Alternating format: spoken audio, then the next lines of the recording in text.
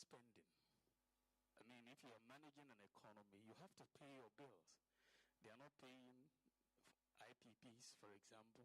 This is why the doomsday is so acute. And they are not paying contractors. So when you are not spending, there's less pressure on your currency. Yeah, so those are some of the reasons why you are seeing an appreciation of the currency. But if you look at it, if we had not instituted the gold purchase program as well as the gold for oil program, our economy would have collapsed. But the NDC government will not take this lying down. It is fighting back the claim, insisting the cedi's performance is due to robust economic policies implemented by government. Thomas Nyako Ampem is Deputy Minister of Finance.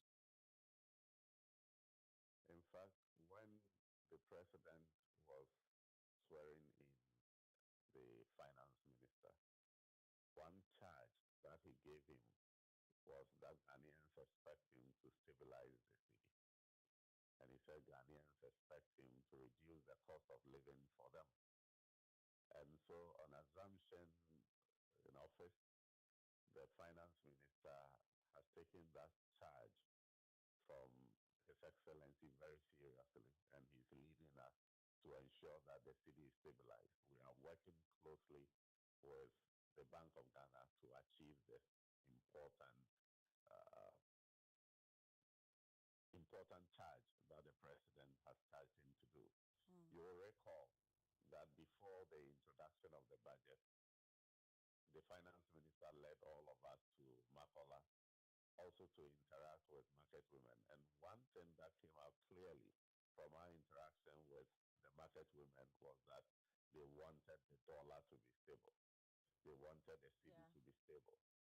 And so that is what we've been working towards since we started. I am not surprised the statement that the former vice president made. A former vice president who was only interested in sloganeering will definitely make such a statement. The difference between our administration and theirs is that we are not shouting about slogans. We are only delivering. We have spoken extensively about the introduction of the gold board. And we told Ghanaians that the gold board was going to be the game changer. Look, the statistics that was issued by the gold board indicated that from January to April 2024, we had exported gold to the tune of about $860 million. Today, with the introduction of the gold board and the way we have channeled all the export through the gold board, we have accumulated and exported in excess of $2.7 billion worth of gold. This has been the game changer. So that's the Deputy Finance Minister, the Thomas Nyako Ampem. Now, lead researcher and data analyst here at Joy News, Isaac Kofi Ajay, has been doing some checks on the claims by former Vice President and joins me in studio with some details. Kofi, so what's the verdict on the claim by Dr. Bawumia? Let's go over his claim again. He says that since the NDC took office, they have not even added a ton of gold to Ghana's reserves. And we've been checking the numbers, not from anywhere, but from the Bank of Ghana's own data of the country's gold reserves. And we can confirm that the claim by former President Dr. Mahmoud Bawumia is correct. That since the NDC took office, the amount of gold added to the gold reserve is not up to a ton. Now, the checks we've been doing is that we've been looking at the data from January of this year to April of 2025. This is the available data put out by the Bank of Ghana and is publicly available. And when we did the math, what we realized was that the amount added within this period, assuming that everything was added by the NDC, is around 0.84 tons, and that's not up to a ton. And so if the vice president or the former vice president is claiming that under their tenure or currently they've not even added a ton to the reserve, we can confirm that this claim is true. Okay, interesting. Now, you've been studying the performance of the cedi against the dollar. What's really pushing it up?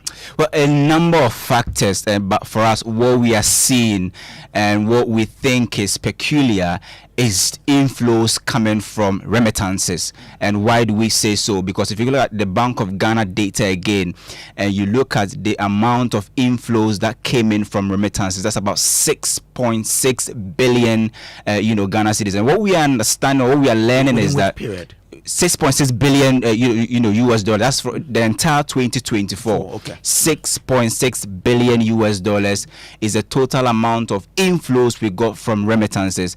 And the intelligence we are getting is that the Bank of Ghana is this is an area that the Bank of Ghana is really banging its hopes on. What we understand is that now the Bank of Ghana has supply, they have more dollars because of remittances, also getting more from cocoa. We understand that cocoa went so low as revenues going below 2-decade low. But what we understand that the first 2 months of 2025, cocoa is up again, and we've been able to get more than $800 million from cocoa exports in just the first 2 months of 2025. And we are not doing forward sales anymore, and so which means that Bank of Ghana has access to this money. And we also understand that there are a number of also factors, and just like the Vice President said, the government has taken a decision to be a little bit, cautious in terms of their spending. That's also contributing to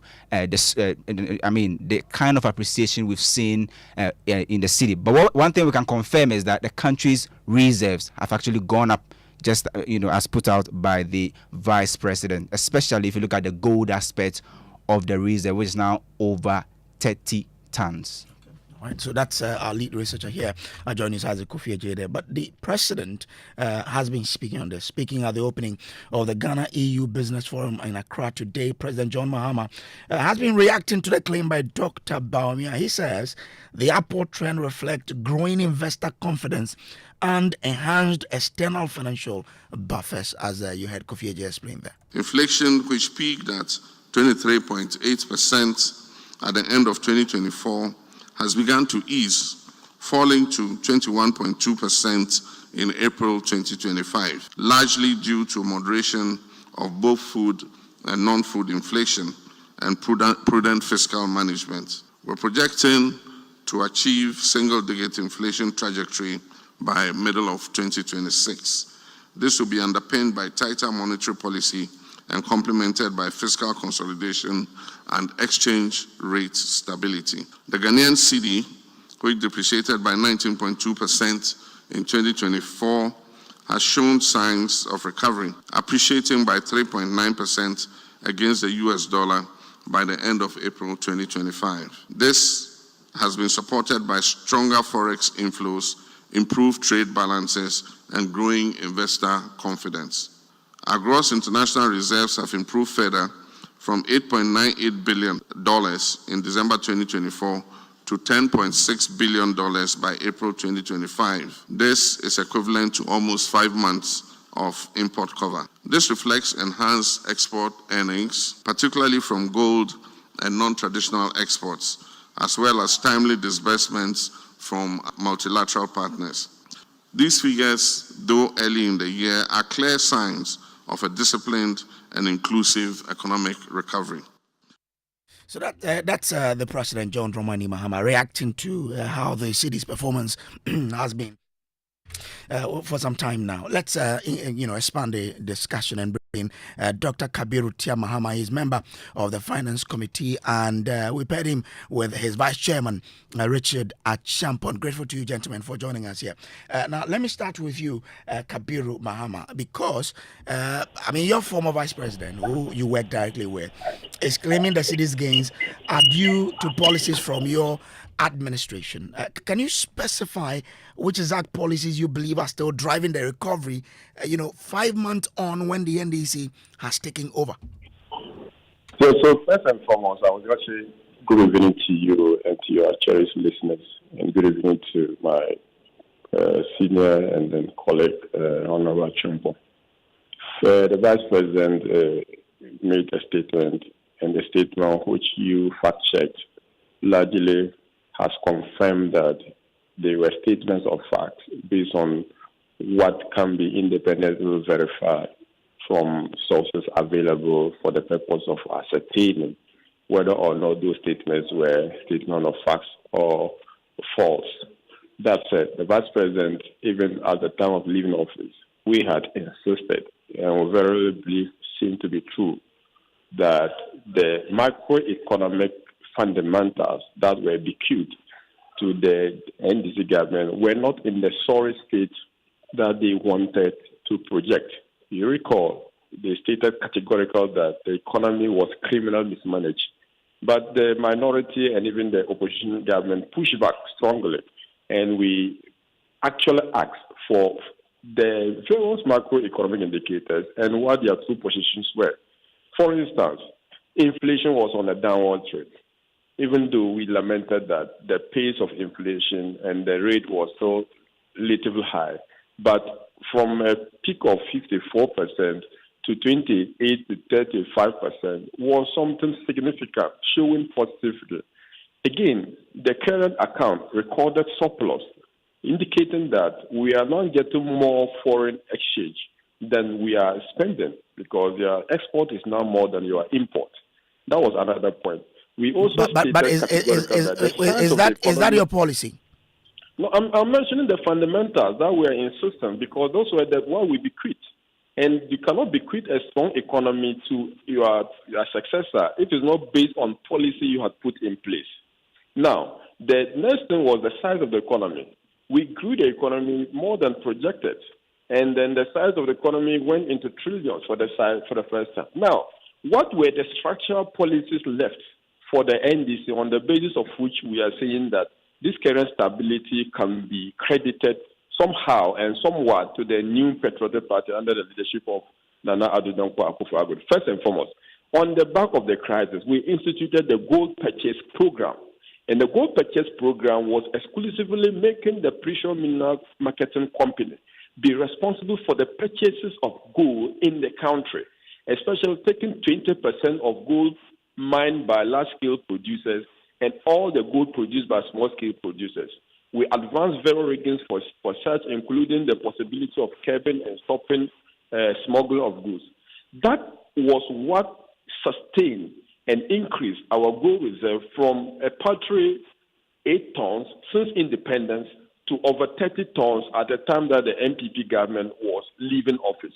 So that was a policy introduced and then started by the new Patriotic Party. The NDC government came to power and continued that. And they have only been able to add some less than 1 ton, less than 8 tons of 0.8 ton of gold to the reserves, or by way of addition to the gold reserve. So the gold purchase program by the central bank as a store of wealth and diversifying the portfolio of foreign assets we are holding into the calculation of gross international reserve was started by this government. And also, we believe that the auction that was instituted by the central bank provides for, as and when there is available dollar, supply of dollar into the domestic market. But Kabir, if that is the case, why were we still recording depreciation? The cedi was still depreciating. In January, if you say these gains were due to your policies in 2024, and because we've seen some appreciation in May of 2025, why did we still see depreciation in January of 2025? That's the point I'm making. The point I'm making is that in every election year, in every year you are going into election, check the history. Your cedi will depreciate because investors' confidence and uncertainty as to the outcome of the election will play into how they invest in your local currency or otherwise. And if you check the details again, without even doing much, we also recorded the same numbers the first time the NPP came into office in 2021. So this is the reason why sometimes you ask, why didn't the NPP record appreciation of the cedi? Because expectations were working against the NPP because we're in election year and every government will suffer same for the faith. And if you remember, the Vice President clearly stated that one of his biggest regrets was the fact that he did not conceive and we did not introduce the gold purchase program on time, and that we should have started this program in the early part of Nana Akufo-Addo's government. So this is an admission of the fact that NPP thought that, look, we have gotten the solution to this, currency issue, but the purchase program is one of the solutions. It's not the only solution. Okay. Because if you rely on only that, you cannot have a firm hold on the currency. Okay. Doc, I'm grateful to you, but stay with me. Let me bring in Richard Achampo. He is Vice Chairman of the Finance Committee. Grateful to you for joining us here. Now, we've all seen the city doing so well now. Some people have attributed it to several factors, which includes that government is not spending that much. Can we then be assured that even when government starts spending, we will have this performance by the city? My brother, thank you very much. Good evening to your listeners. And let me go to my colleague, Honorable Kabir. You can't give what you don't have. And when it comes to expenditure issues, even NPP government was not spending. They were not paying contractors. They were not servicing their debt. Principal and interest elements were deferred to 2026, 27, 28. In all these, the city was depreciating. In all these, they could not achieve what we have achieved. So the argument that they started this program, they did this, they did that, why is it that those interventions could not produce all these results for them? We understand governance is continuing. We are saying we are not going to employ 123 ministers. So far, the president has appointed only 56 ministers, meaning we are cutting back wasteful expenditure. So when anybody reads the budget, you can see that we are reposing confidence in them. So for an investor to give you money to run your economy, for an investor to put on the table that I want to buy all your tables, and government say, no, I can't take all the money.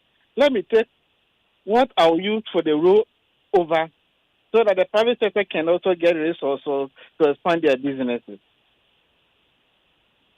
Last month, I was in Washington. The banks are calling on government to come back to the international market.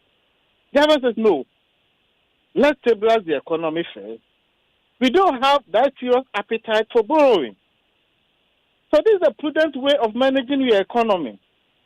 So if remittances is giving us more storage, what is accounting for that? Because there's a confidence in the economy. But if the banks are calling you to come back into the international market, wouldn't that partly be due to the work the NPP government did? It's about the personalities involved. It's about those people who are in charge of this economy. Why is it that during the NPP time we were blacklisted, and within 4 months they are calling us to come to the international market? You may mention that right now Cocoa is not being forward, so is that not the case? Yes. Who took that decision? Is this administration who took that decision? But in the past, during the Boa Hinedu-led administration, the latter part of it, we heard them say that they weren't going to do forward sales. They were looking within to raise their cocoa and sell. Not so? Tell me the debt they left at Cocoa Board. Who's going to pay that debt? The haircut that they did DET. Who serviced that debt? So, the depreciation of the city is demand and supply driven issue.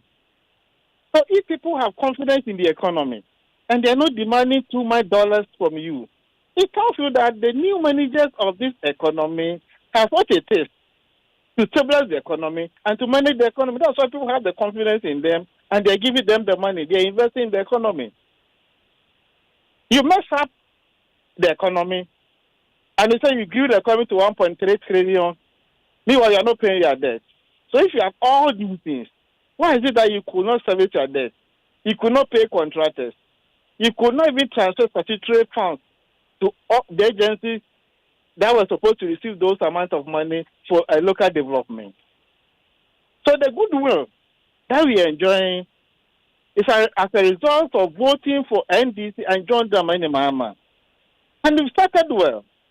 Because if you cut back on necessary expenditure, investors know that when they give you their money, they can come back for it at any appointed time. But the donor partners also know that if they disburse the money for you for any project, that money will be used for the intended purpose. All are people taking capital project resources and use them on consumption. Okay, but is your strategy to pump into the market $450 million, a sustainable one? Because that's what you did in April 2025, right? And by managing an economy or managing a forest is not a straitjacket policy. So the Minister of Finance will be looking at the fiscal side, and then the Bank of Ghana will be looking at the policy side. So if the Minister of Finance and the government is disciplined, and they are not undertaking wasteful expenditure, meaning you can get more resources to do other things. But I'm asking that the release of $450 million into the market, is that sustainable going into the future?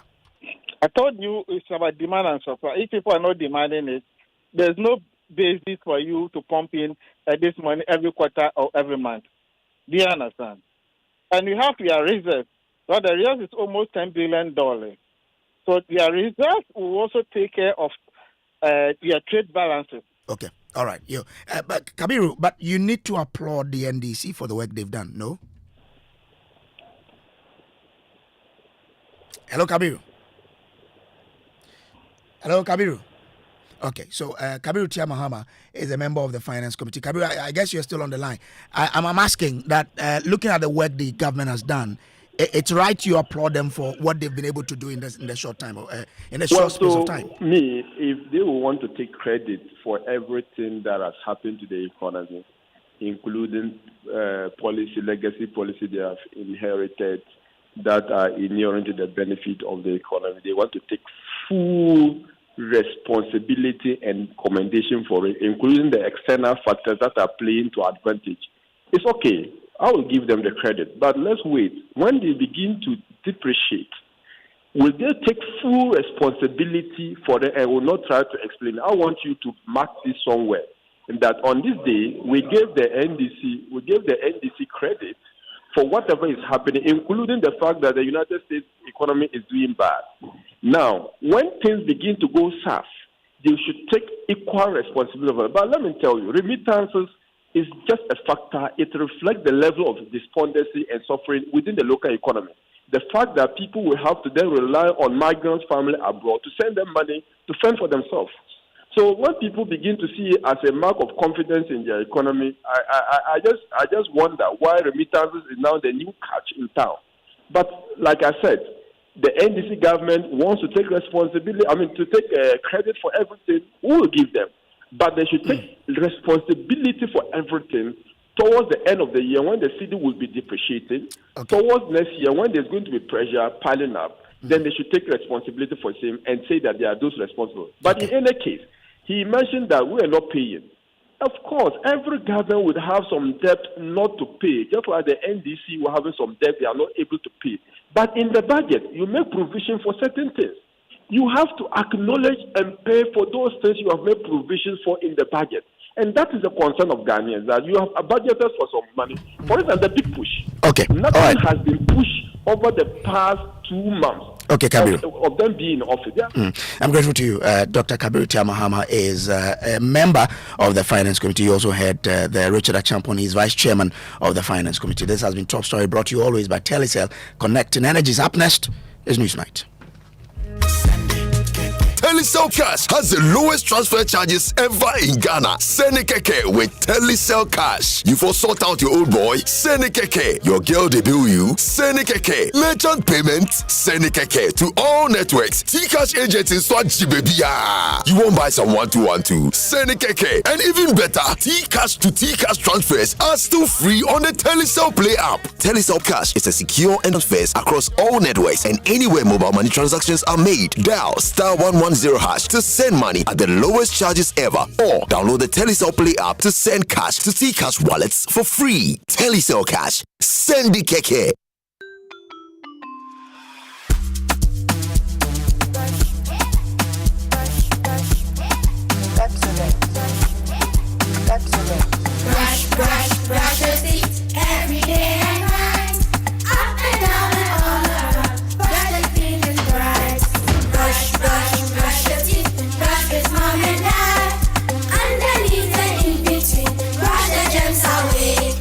Pepsodent, cavity protection. For 10 times stronger. This advert is FDA approved. The EcoBank Joy News Habitat Fair 2025. Dream it. Own it. Live it. Coming soon.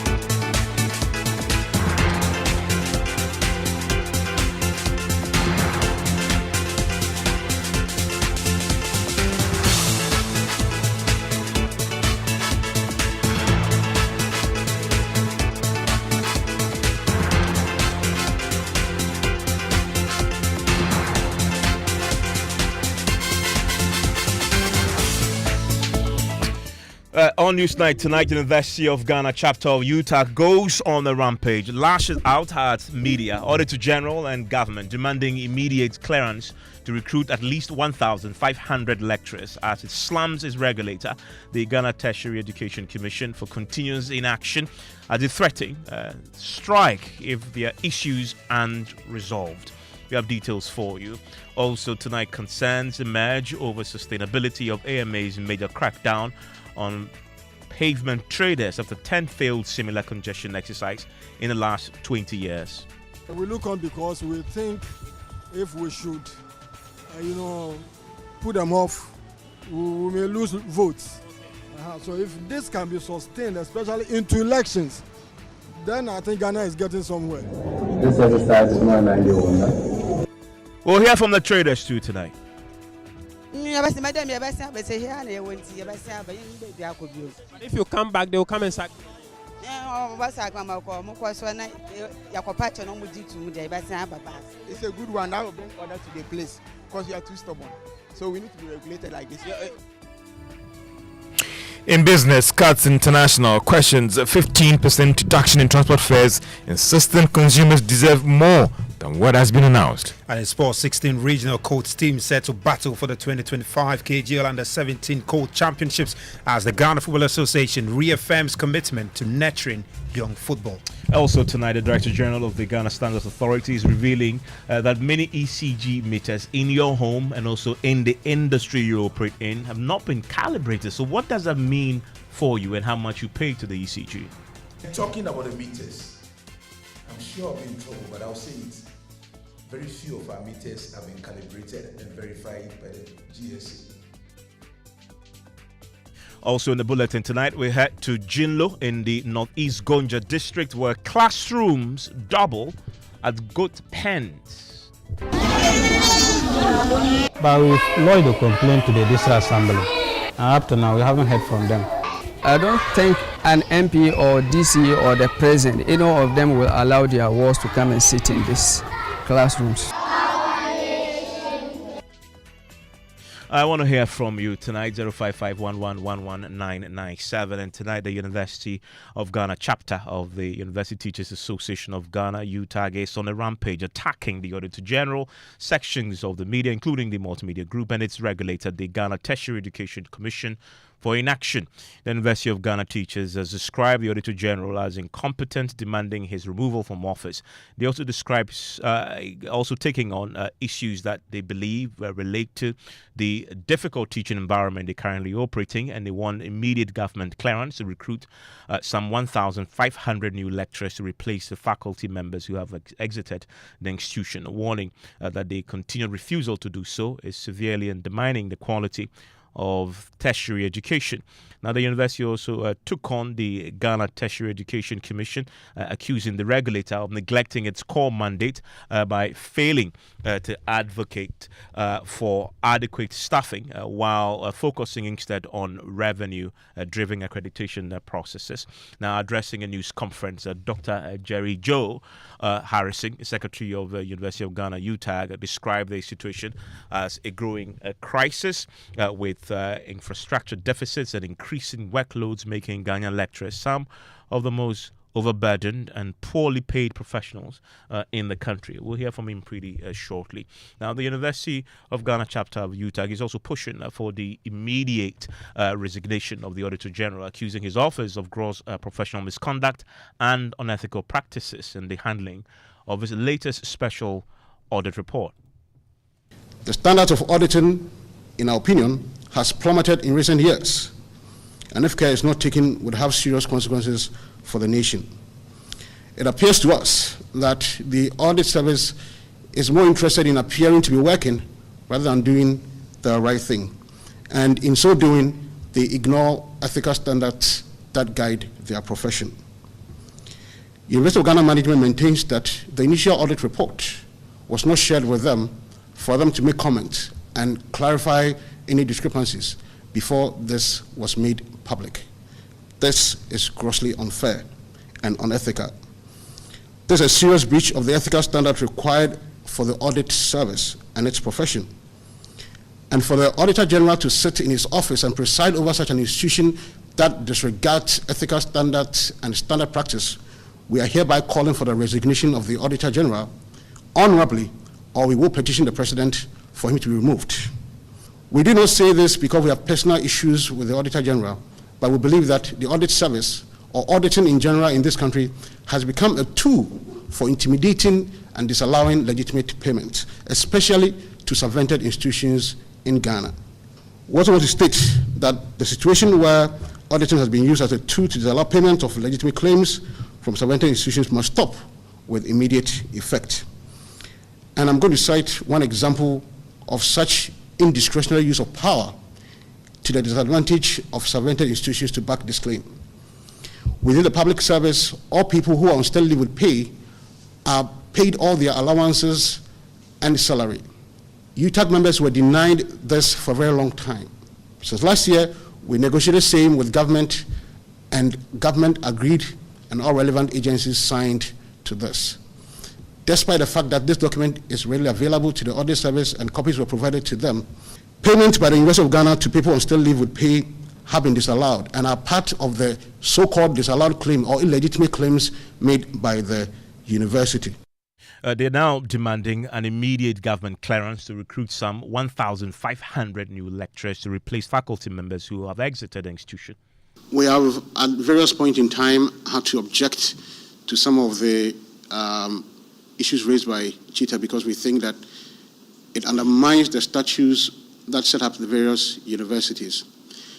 Unfortunately, the National Education Act of 2020 that was passed, that set up GTEC and other things, gives it powers way beyond what is reasonable. And so some of the things that they do remain legal. But we think that the Constitution of Ghana is supreme. And so when the Act bothers on something that undermines our academic freedom, then the Constitution must take supreme interest in it, or the Constitution becomes supreme. But otherwise, it appears that the GTEC Act has supplanted many of the provisions in the statutes that set up universities, which we think is not right. And so UTAG has been engaging relevant authorities trying to get amendments to the Ghana Education Act, or the Act that set up GTEC, to curtail back some of these powers that was given to it. For example, saying that if there's a conflict between the statutes of the university and the Act that set up GTEC, then the GTEC Act reigns supreme is absolutely not right, because that clearly undermines the independence of universities and allows universities to be micromanaged by GTEC. That is not what the intent is for setting up GTEC. Unfortunately, some of these provisions are backdoor approaches to implementing the infamous Public Universities Act, which we vehemently opposed. And so we are working seriously. It's also part of why we want members to have input in the constitution review process. Let's see which aspects of the law need to be strengthened so that we can have these issues where a regulator becomes also an interested party that can dictate to the management and to the councils of the universities which under law have been set up to be the ones to look at the welfare and to look at how universities are run. In terms of our welfare and remuneration, unfortunately, it falls squarely within the domain of GTEC. But the frank truth is that they don't care.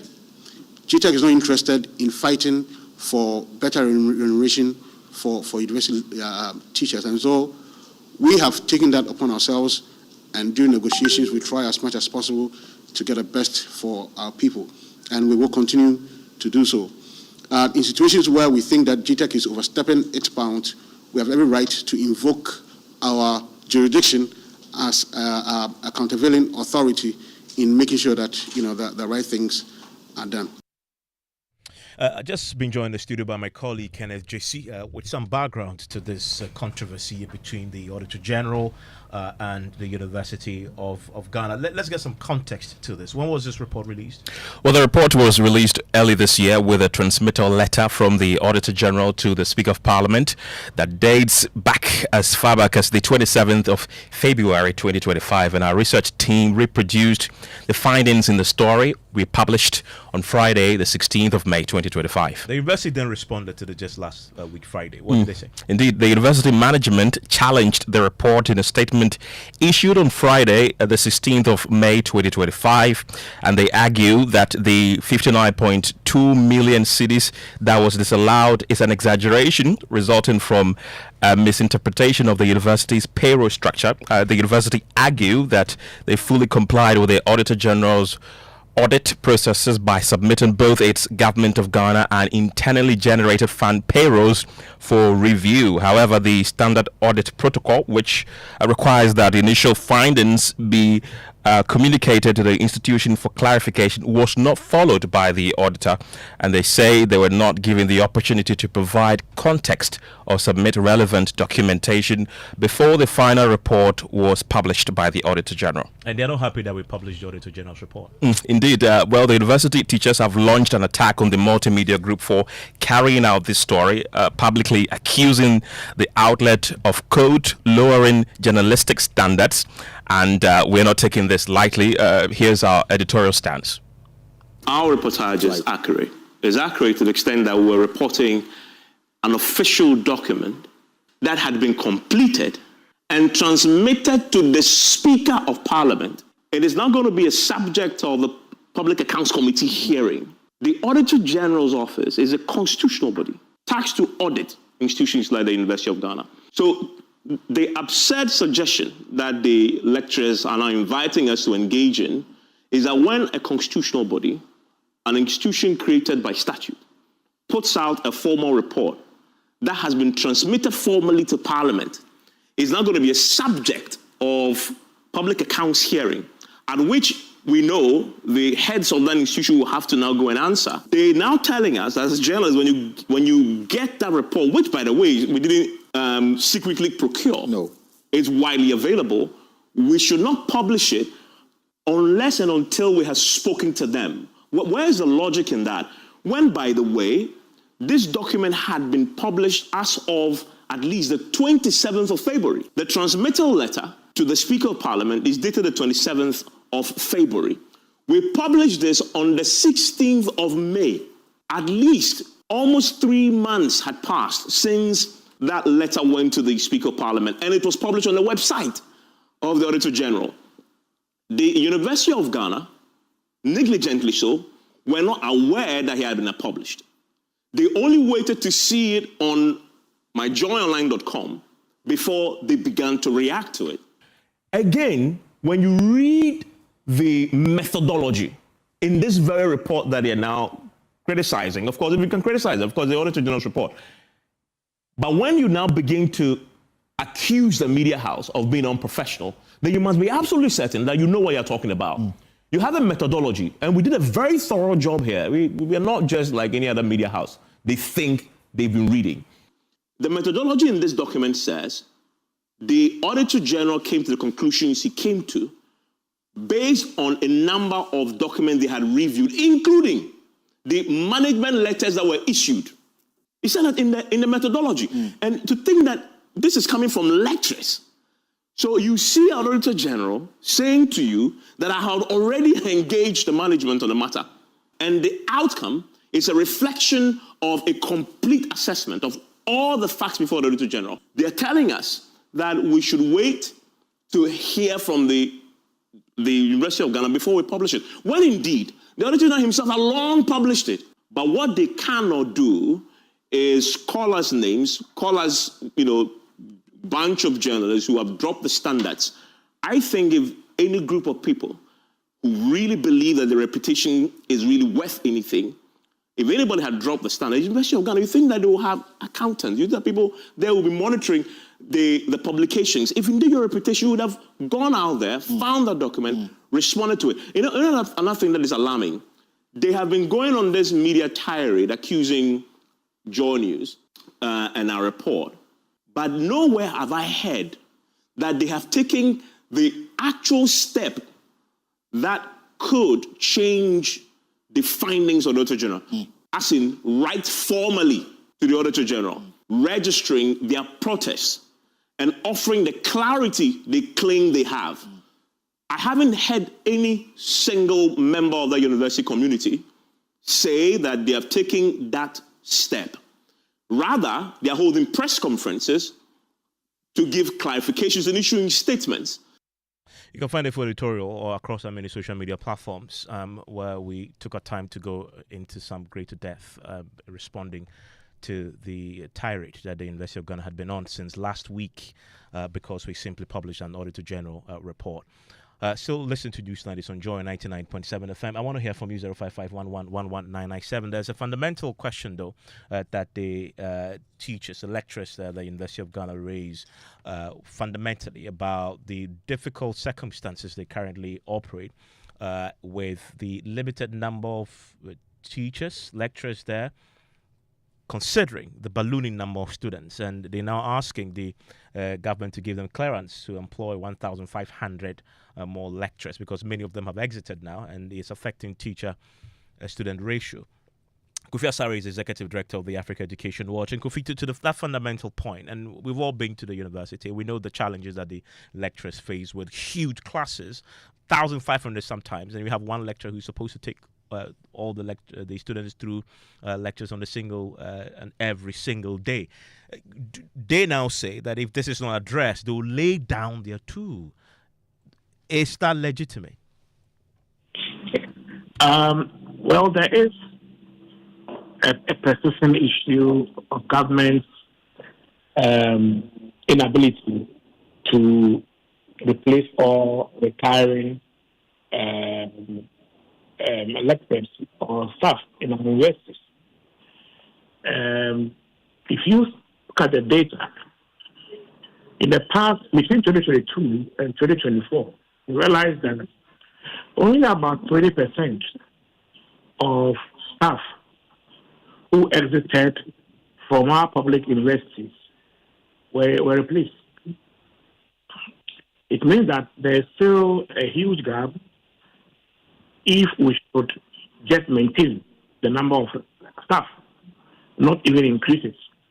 And where we are expanding access to tertiary education, introducing interventions like a no-fee stress policy, which is expected to increase tertiary enrollment, then we should be making provisions to at least, if not replace the total number of staff leaving, at least increase the number consistent with the expected increase in student population. So it's a very, very critical issue. If you look at the IGNS, so because government has been unable to absorb staff under the DOT, which is the Consolidated Fund for Payment of Salaries, many of the the technical universities and the public universities, and indeed all public tertiary institutions, are financing salaries heavily from the IGN. In 2023, we spent close to 72% of all IGN collected in paying salaries. This year, we are expecting about 2.7 billion from IGN, from our tertiary institutions. Of that amount, it's estimated that 800 million will be used to pay salaries of staff. And so it is important that the government put in place mechanisms to ensure that at least we have adequate funding to provide for the total number of staff exiting our public tertiary institutions. Other than that, if you get to a point where the entire IGF, which in the past was used to initiate local projects and then also finance teaching and learning resources, which we call goods and services, would end up becoming another major financier of compensation. And that will not be the best for the growth of our public tertiary institutions. I mean, so the government will tell you that it's just because you have scarce resources. And so the burden then shift onto the university to find ingenious ways of doing this. If you listen to the university, they say, well, what they've done, which is what you just addressed there, is to say, well, let's find IGF and let's use the IGF to employ additional hands, including those who have retired. The Auditor General obviously then puts all together because it's all government funds, if you may, and then raises the query there. But so how do you fix this problem?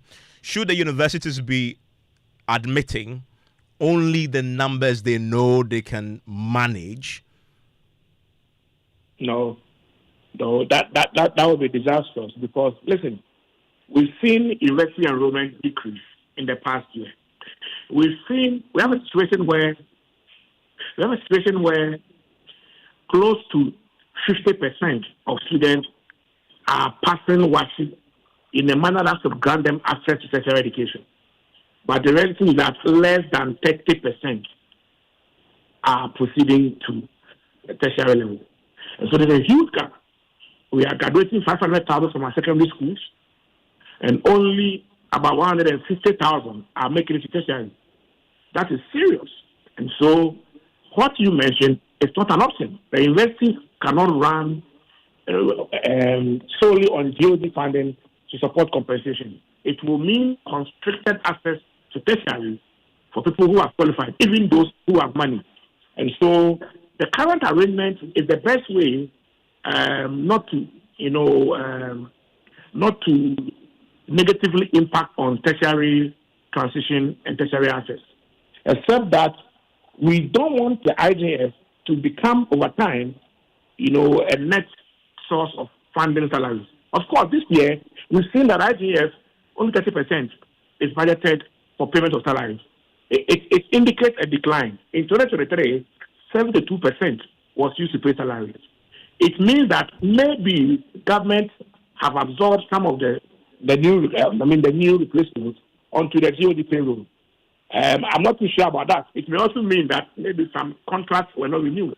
Whatever it is, I still believe that we need more lecturers, not only to reduce the high class sizes in our public tertiary institutions, but also to ensure that we enhance access to tertiary education. It sounds to me that the only solution then is increased government funding to the universities for the purposes of... There's no way out. Okay. We must increase public financing of tertiary education and ensure that the funding available is spent expeditiously, especially in the spirit of efficiency. Kofi, I'm grateful. I'm grateful that you joined me with your thoughts on this particular matter. And that there is Kofi Asare, is Executive Director at the Africa Education Watch. Now, concerns I imagine tonight over the Accra Metropolitan Assembly's intention to sustain the decongestion of roads in a central business district. The AMA this morning took to the streets of Tudu, Mokala, Kantamanto, and in the surrounding areas there, in a major crackdown on street encroachment by traders. The exercise came out on the back of the Accra Mayor Michael Kpakpa-Lote's announcement earlier 2 weeks ago, I believe, of the AMA's agenda to bring some sanity to the streets, especially in that part of Accra, the central business district. But as we now know, this is not the first time a new mayor for the AMA, Accra, is embarking on this, except that it doesn't tend to last that long. So how differently is he planning to approach this? My colleague James Abaji is with me in the studio. And James, walk us through what happened today. Well, Evans, you remember that yesterday by this time, we were talking about traders planning to resist the decongestion exercise. When we got to the street early this morning, as early as 6 a.m., it was the opposite of that. a larger number of the traders did not set up their wares on the roads, or those who did at that time of the day did on the pavement. And so the roads were clear, and early morning traffic was moving as expected when we got to the street of Tudu, moving towards Mokola, and then to the Rollins circle towards the timber market, and then to Kantamanto, and then back to the AMN. So surprisingly, what we saw was the aftermath of what we were expecting to see for the roads to be clear when we got to the scene this morning, Evans. Okay, and what about the reaction from the traders themselves? Well, a number of them, it's a mixed reaction. While some believe that this is a good initiative in order to bring some discipline and sanity onto the streets and also to help their business, others also think that this must not be done, and so they are threatening to come back to the roads if even if the security officers leave the place. And then we'll also hear from a driver who tells me how this would also affect his business. So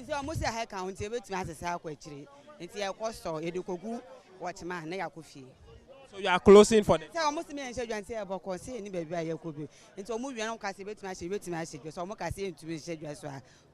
Will you come back later? But if you come back, they will come and sack you again.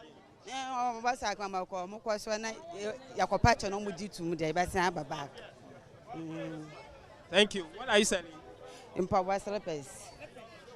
They've been told to leave the main road, and that's why some of them have decided to put their wares here on the shoulder of the road. But the new instructions to them from the task force now is that even the pavement, the walkway, need to be cleared of every goods. And so she's packing her things back and close for the day. They will go and plead with the task force to know if they'll be allowed back to the place. If they allow them back, they will come back. They will keep coming until they finally settles back again as business as usual. They are just trying to manage us so that we pave way for pedestrians and those who come here to buy. So I think it's a good exercise. But what do you make about the exercise entirely?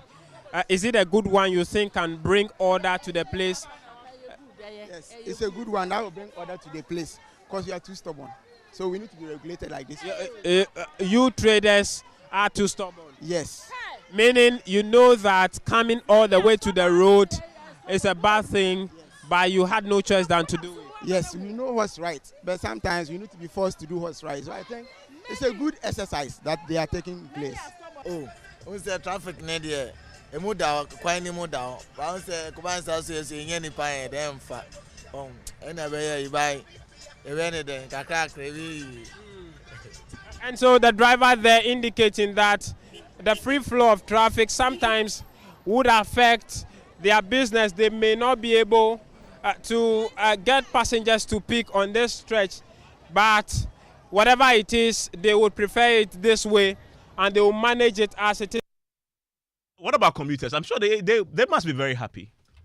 I mean, they also share mixed reactions. The first lady we will hear from, I spoke to her in front of the Kimbu school, and she's been telling me that in as much as she appreciates what has happened today, she also feels for she calls them our mothers who also have to do some trading in order to bring money home.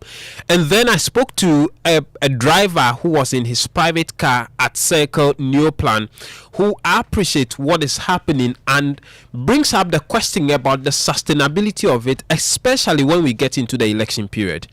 You know, our parents, they are single mothers, and it's our moms that are doing everything. So if they sack them from here, how are they going to sell? And how are they going to manage to get money and give to us or our little brothers and sisters? So it's like me, what I suggest is that they should do something. They have to do something about it. Like what? Like at least if they are going to draw a line for them, so they will know how to see. Like everyone will see small, so they will not cross the line. Okay. Yes. The flow of traffic is better now. Okay. Yes, it's better. Around this time, it would have been very bad. It would have been really bad around this time. 12, when workers are on break, the traffic is a bit heavier here. But today it looks better. Personally, do you have any understanding of what is happening today? Yes, I do. Yeah, I do. What did you know about what is happening? I heard it in the news that they are moving those who sell on the pavement, the walkways. Yes, so they are moving them away from the walkways. Okay. Yeah, that's what I heard in the news. Yeah. So you believe that this should continue and should be sustained? I hope so. I hope it would. But normally we start nicely, but come election time, we look on as if we've not seen what is happening. Yeah, we look on because we think if we should, put them off, we may lose votes. So if this can be sustained, especially into elections, then I think Ghana is getting somewhere. Okay. What's your name, sir? So that is a big question, right? Which the individual you're speaking there have been talking about. The AMA has a reaction to this. How are they planning to ensure that this is something that doesn't fizzle out over the next few days? So the two big figures who've been leading this, the mayor himself as well as the MC for Kole Klote, have given a firm assurance that what they would do from the start is to continue deploying.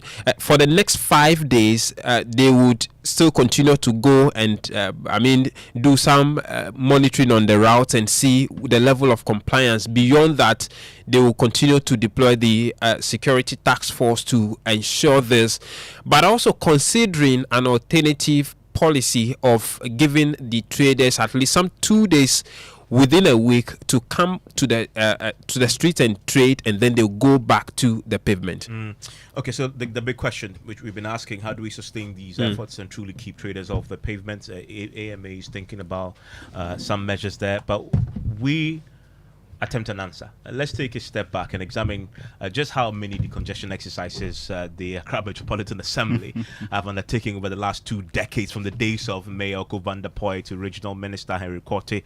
Lead researcher Kofi J joins me in the studio with more on this. Kofi, let's track back.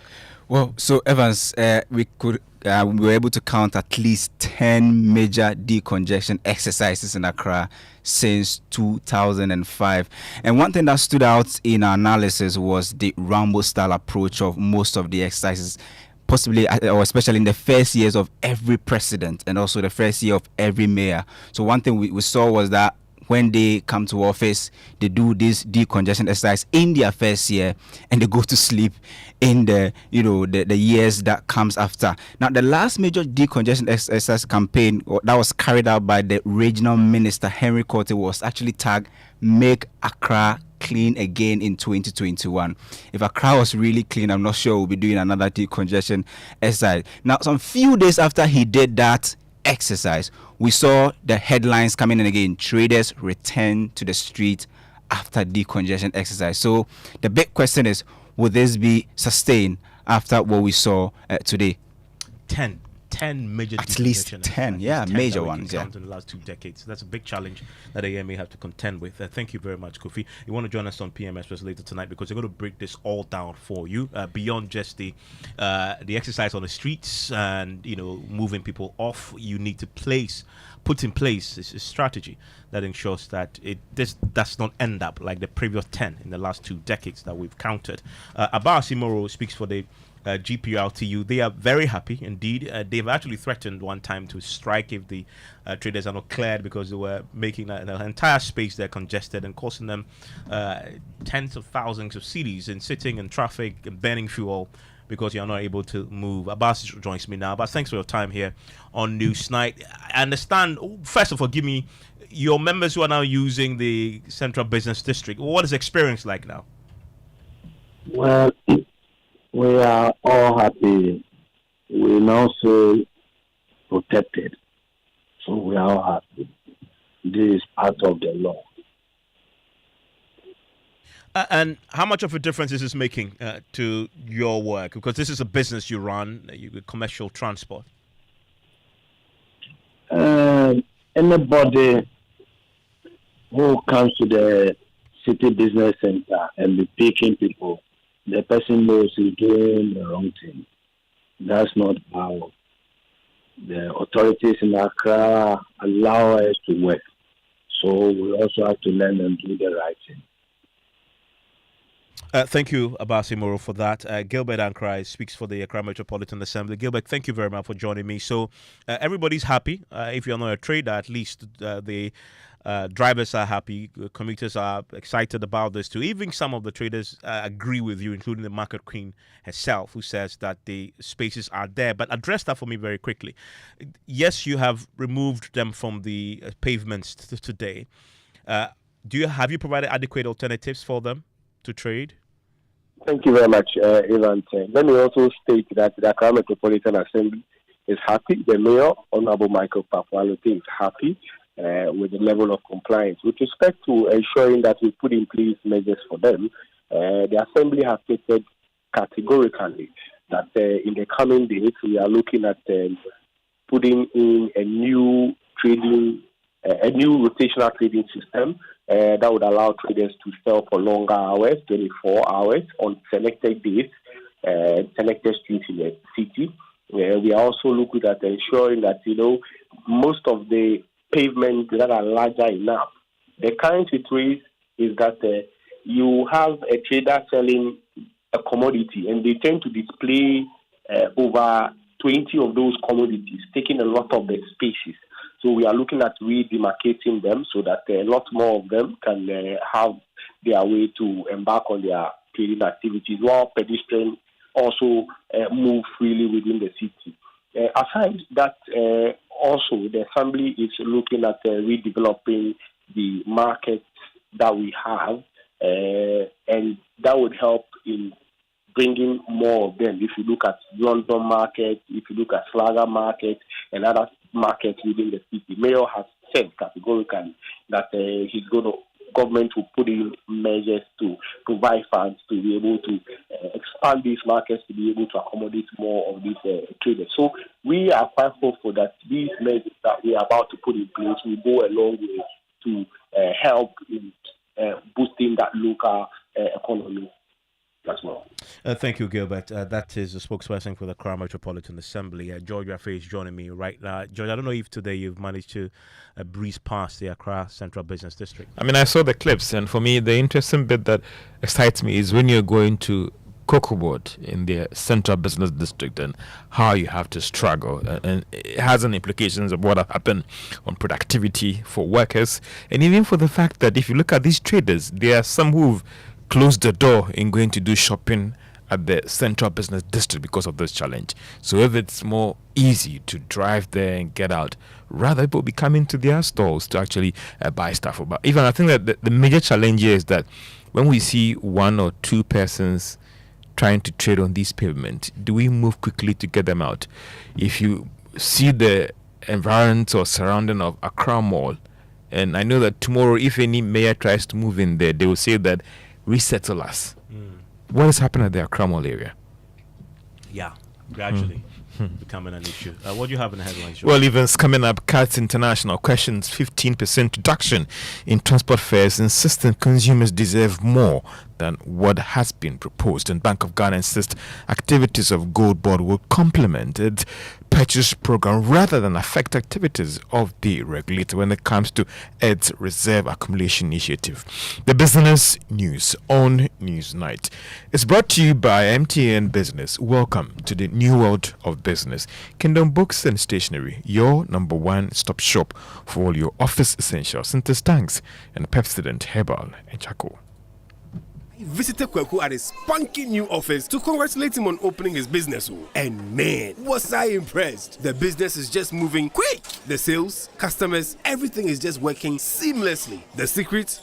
He said, it's MTN Business Broadband. In this fast-paced environment, we need fast and reliable internet to support all business types. No laggy online meetings, great download and upload speeds, impeccable business management systems, all inclusive. I mean, you can have it all. Sharp! I signed on immediately. To enable your business stay ahead and stay connected, make sure you're signed on to the best internet made just for businesses. MTN Business Broadband. Sign up today on broadband.mtn.com.gh page and manage your account on my MTN app. Call 0244 308 111 for more information. We are good together everywhere you go.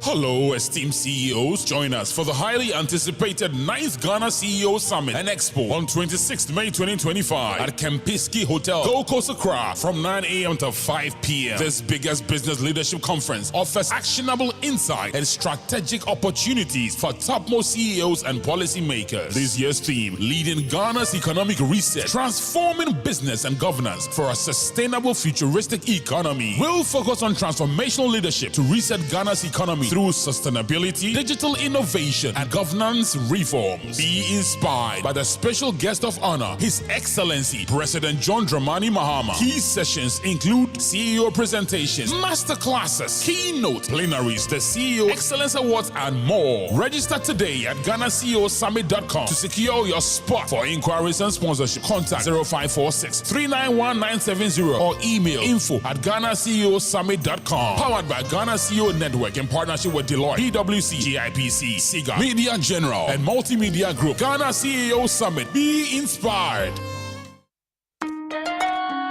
Son, we are so proud of you for setting up this hospital. I really love those hospital beds and waiting chairs. By the way, did you import them? No, Dad, I didn't. I actually got them from Kindle Books and Stationery right here in Ghana. Wow. We also bought our office supplies, safes, executive desks, and chairs from Kingdom, and they gave us expert advice on how to set up our office. Guys, that makes 3 of us. I also got our sofa and bedroom sets, plus our dining hall furniture for our new home from Kingdom. Wow, Mom, that makes 4 of us. I usually get my stationery items from Kingdom, and my teacher also mentioned that our classroom furniture was provided by Kingdom. So there you have it. Whenever you're thinking about setting up an office or acquiring furniture for your home, etc., Kingdom Books and Stationery should be your first point of call. With over 40 years experience in the industry, we stock and supply a wide variety of globally sourced office and home furniture, stationery and equipment. Visit our head office, Osu Akwaje, or our office near the Osu Stadium. We're also in Tema Community 1, opposite Olam SHS, Kumasi KNUST campus, UCC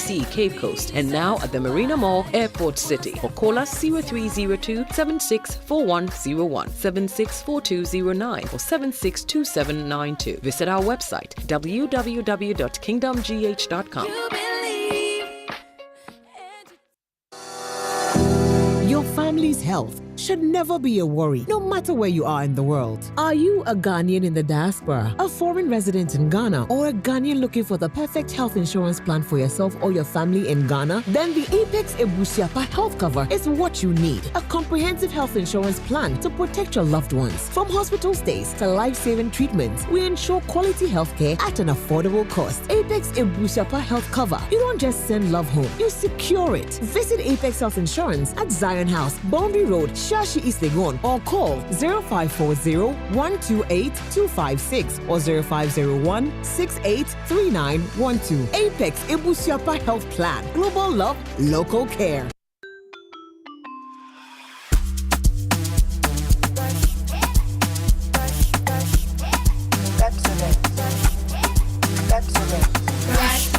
Brush your teeth every day and night. Up and down and all around. Brush the feeling bright. Brush your teeth. Brush with mom and dad. Underneath and in between. Brush the germs away. Pepsodent, cavity protection. For 10 times stronger. This advert is FDA approved. Saswabo.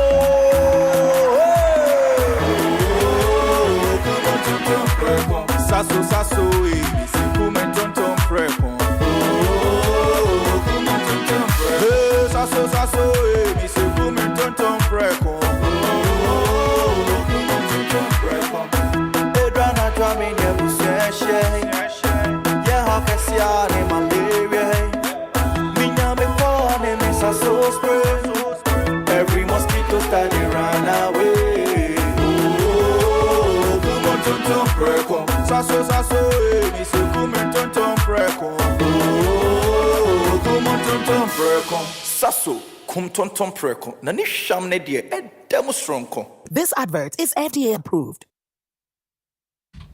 Welcome back to Business on Newsnight. Now, trade policy think tank and consumer protection group CATS International has questioned the proposed margin of reduction in transport fares. The Ghana Private Road Transport Union has finally announced in the statement that fares will go down by some 15% beginning this Saturday. Now, this follows push from government and some interest groups, but the West African director for CATS International, Apia Kusidumako, says that this consumer should actually been getting more than what has been proposed.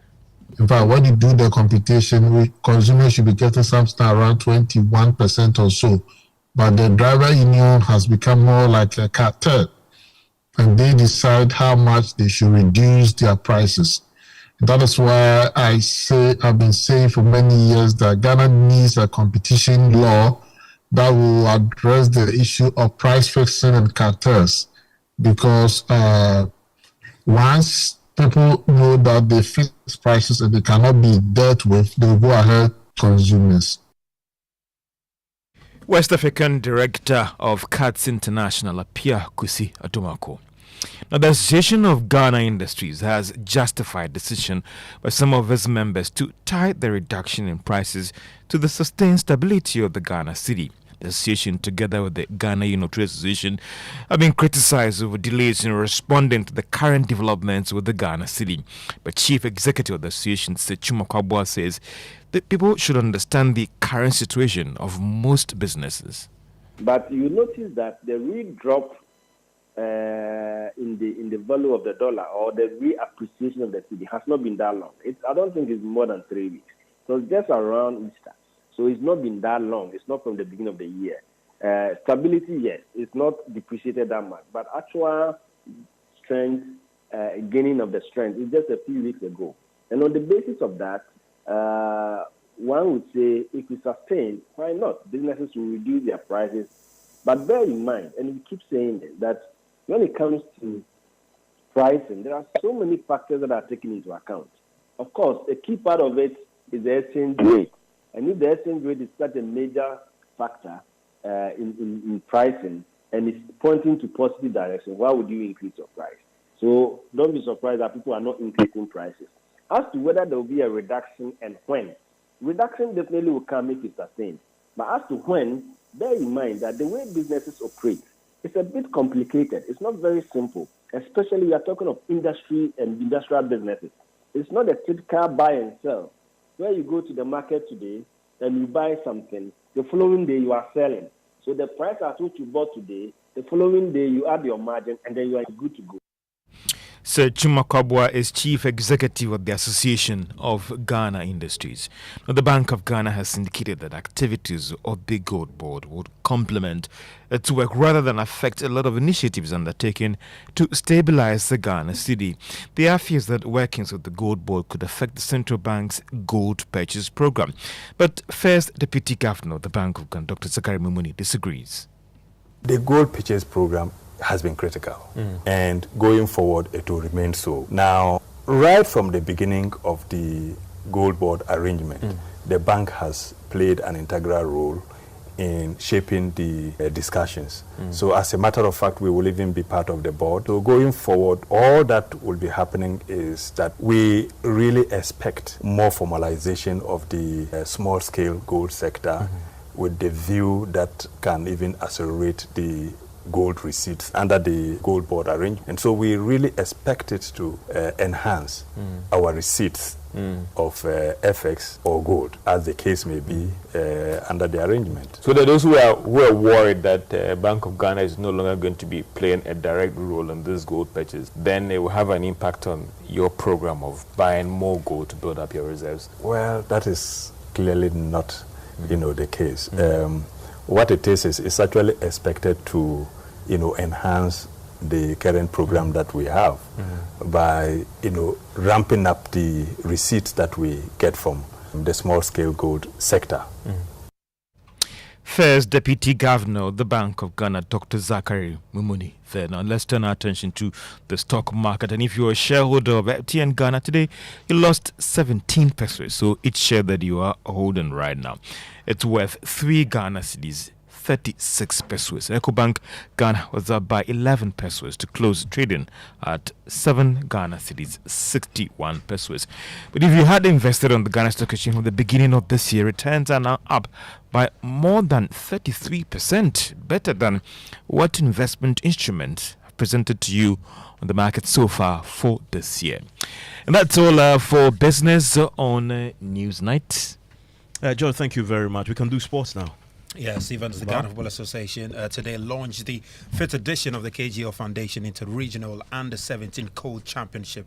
The initiative, which was first launched in 2021, has been the bedrock to unlocking young talent in Ghana and giving them the platform to display their potential. This year's competition will see the 10 regional football associations select the best under-17 players from their codes competitions to represent their regions in the championship. Here's President of the Association, Keta Kreku, speaking at the launch today in Accra. Indeed, from our coach fields to our Premier League stadia, the legacy of this tournament is very, very visible, with past participants thriving at both national and club levels, thanks to KGL Foundation's support. Looking ahead, our vision is very ambitious but grounded. We will continue to invest in systems that allow talents to grow, that allows talents to be scouted and be developed according to the principles of Ghana's football DNA. We are very confident that the best years of youth football in Ghana are just beginning. And to all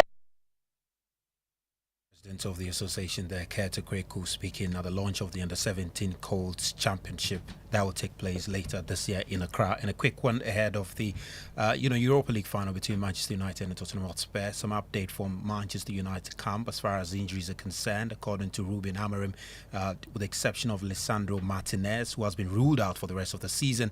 The likes of Joshua Zexi and Lenny Yero, Matisse Delate, John Evans, Diogo Dalot have all been ruled to be available for the game tomorrow, and indeed the likes of Yoro and Dalot were in full training earlier today. For Tottenham Hotspur, the likes of Kulusevski, James Maddison and Timo Werner will not be available for the final tomorrow. And Evans, only opportunity to play Champions League is tomorrow, so let's see.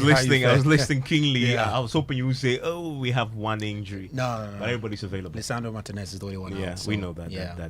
Anyway, looking forward to tomorrow's game. All the best. By the way, thank you very much.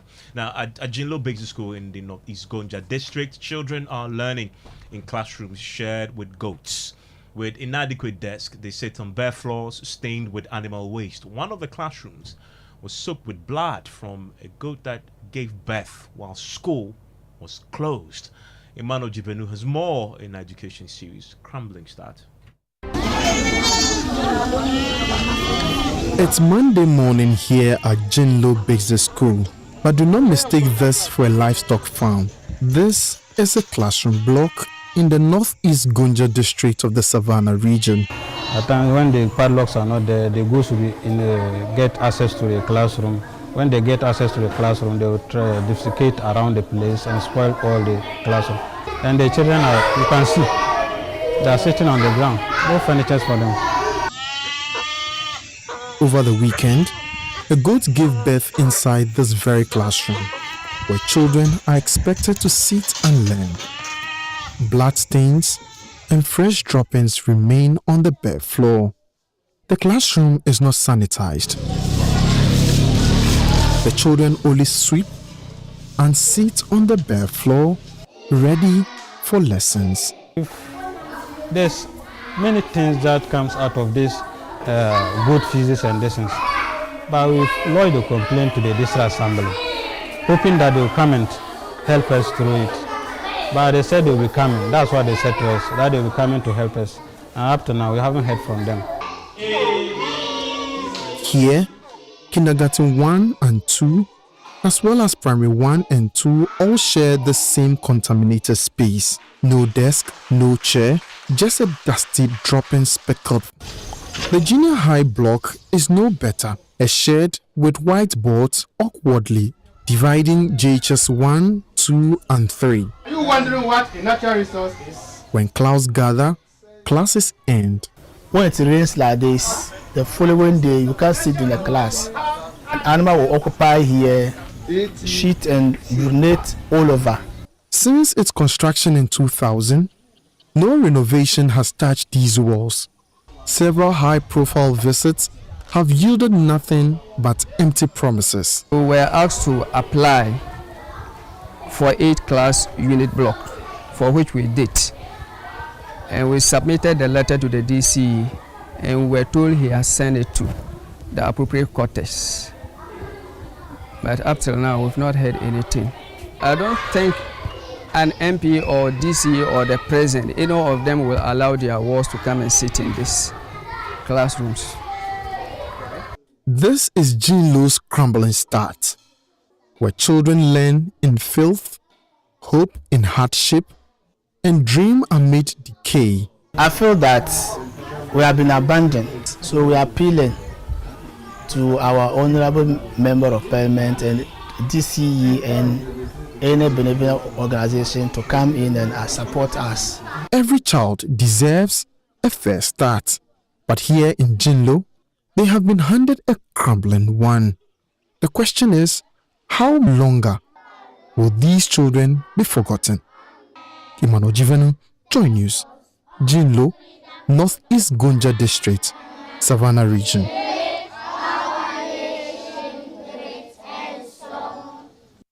Thankfully, Inusa Gariba, Director of Education, Northeast Gonja Municipal Assembly in the Savannah region, joins us on the line right now.